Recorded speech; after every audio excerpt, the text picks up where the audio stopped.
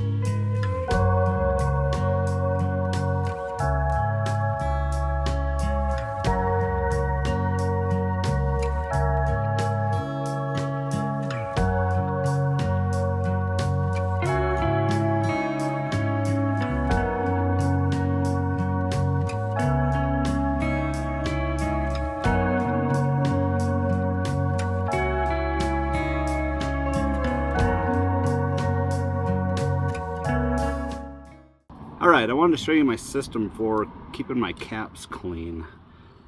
So when I'm done with the cap, I'm pulling it off. Then I have two little reservoirs of acetone, which is going to clean them up. So I have a thin cap, fat cap. So this is a fatty. Once they've sat in there for a while, it pretty much just eats the paint off, and then I set them over to dry, and then they're ready for me to go again. The more you know.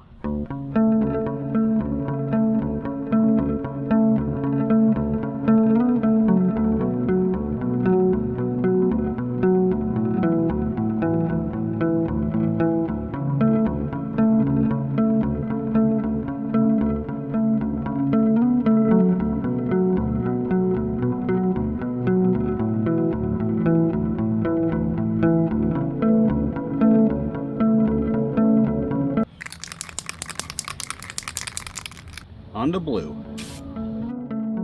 As day one was winding down, something dawned on me. This isn't a story about taking chances. This is a story about expression.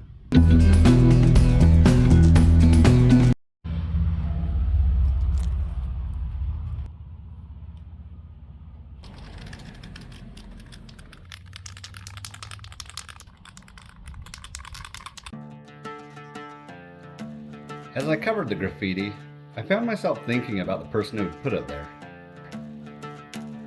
What were they trying to say?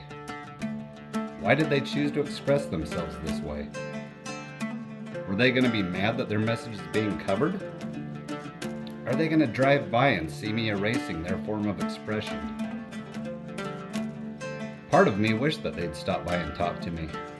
Not to shame them or get them in trouble. Heck, I've done my fair share of shady stuff, so who am I to judge?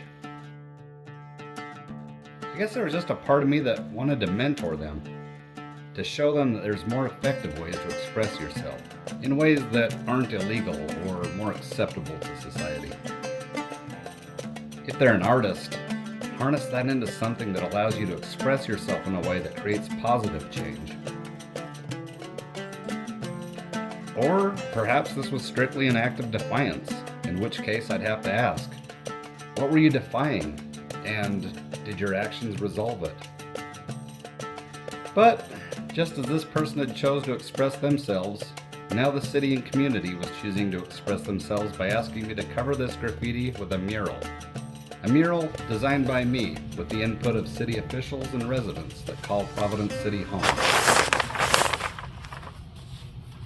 Okay, I'm getting to the point where I'm going to have to be a little more precise. So I'm going to do a test. I got this sample pack of thin caps, and I have not used most of them before. So I'm going to do a little sample with all these. Okay, that's probably for like a little thicker, but it's clean on the outsides.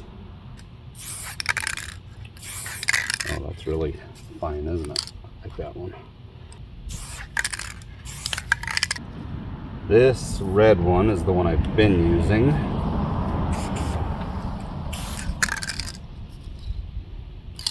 That one's really clean. I like that one. I like this red one because it's really thin, but if I pull away a little bit, it's good for a fill as well. Ooh, definitely not what I need there. Lastly, this little yellow dude. Oh, well, I think probably gonna stick to my red one or this one. This one seemed pretty good. This one has really clean lines, but I almost need to go finer than that. Experiment at the park. That's good for pine cone coverage too.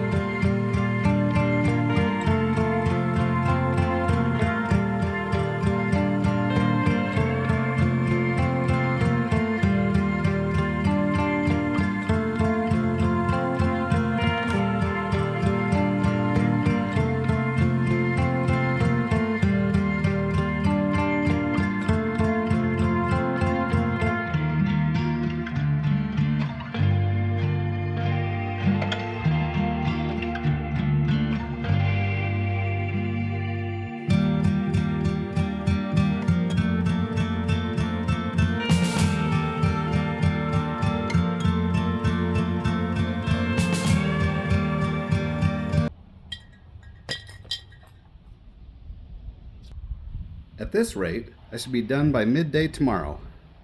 At least, that's what you'd think, if this wasn't a story about trial and error.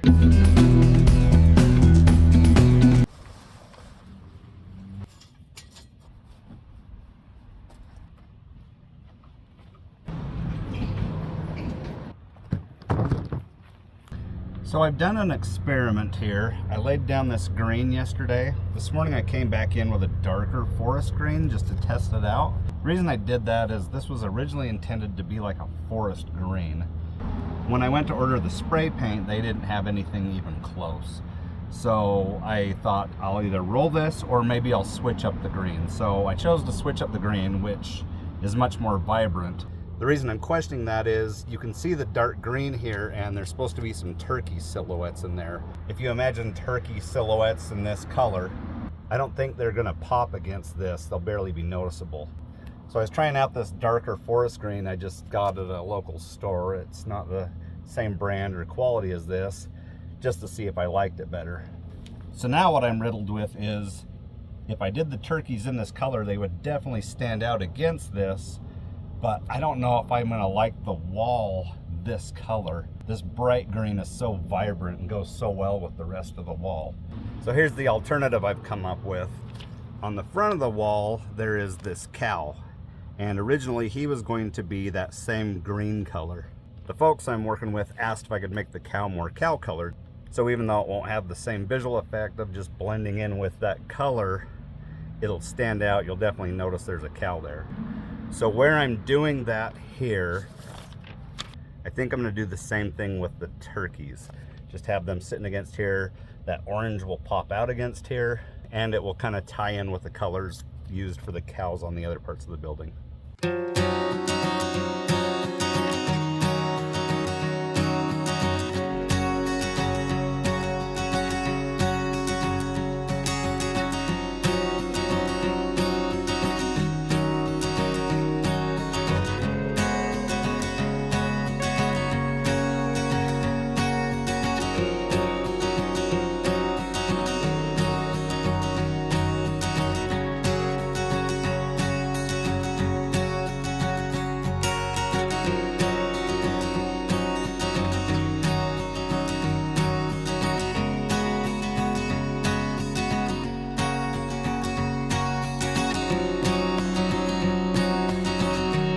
You know, I've learned something about myself today, and that is I hate painting on brick with a brush.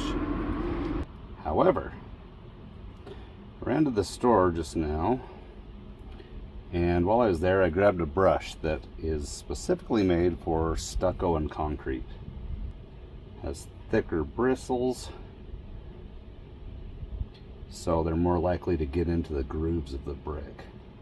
And now I'm about to get into the grooves of the brick.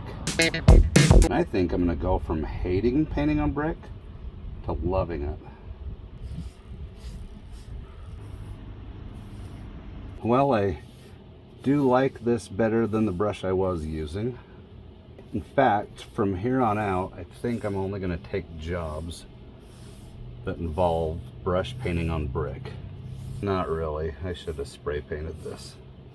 Okay, I'm onto the lettering, and I have a cheat code. I've never tried this before, so hopefully it works. I've had these letters cut out. This is a very thin plastic. Looks like paper, but it's really thin plastic.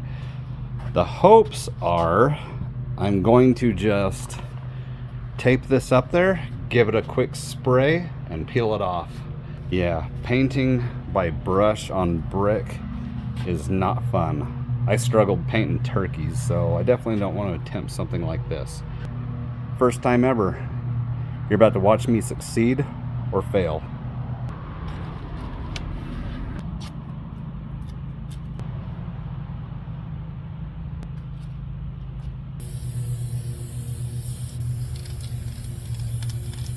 Okay, I have not taken it down yet. I am kind of scared, but yeah, come witness this with me. It looks okay up close. Let me step out to the street. Here's the view from the street. I think it looks pretty good, nice and readable. There's only one way to describe how well that turned out. Dense. It's the last day. Let's do some lettering before the wind and rain pick up.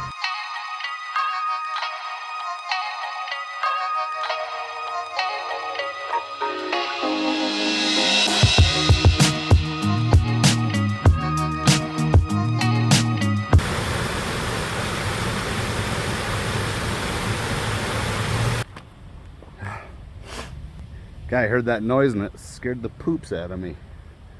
I guess that's why they call this a well house. City folk.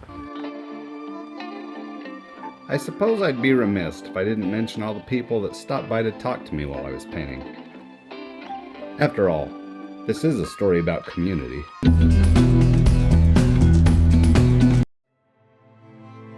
In my 4 days at Corral Park, I bet I had 30 to 40 residents stop by and tell me how much they liked the mural. But what really struck a chord with me was that many of those people gave me a heartfelt thank you. For me, This mural was about getting paid to do something I love. For the community, this seemed to be something much more than just something pretty to look at. For them, it was a reclaiming of their home. It was about treating this place they live and love with respect. The kind people who stop to thank me, they deserve a thank you in return. Thank you for sharing your stories with me. Thank you for going out of your way to share your gratitude with me. Thank you for making me feel welcome in your community for a few days. Most of all, thank you for changing me. I was happy I was selected to paint this mural. But now, I'm honored to have done something that's so meaningful to the people in this community. I'm honored that my art restored a little bit of the pride you have in your home. I'm honored that this mural is going to be a part of your home and your memories for years and generations to come. Thank you, Providence. And look how clean my signature looks. I made a stencil for that too. Lazy or smart, you decide.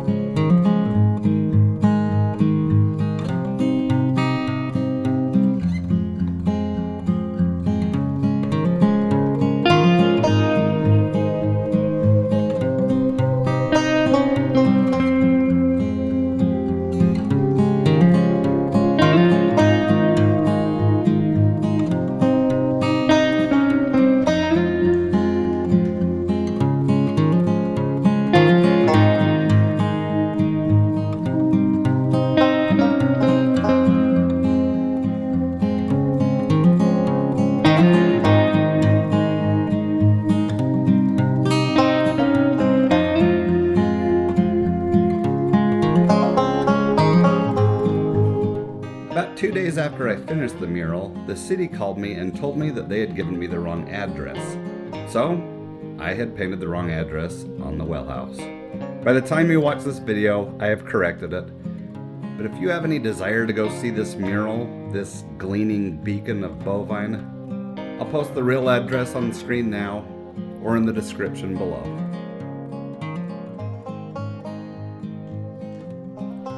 I'm Toga, and thank you for watching.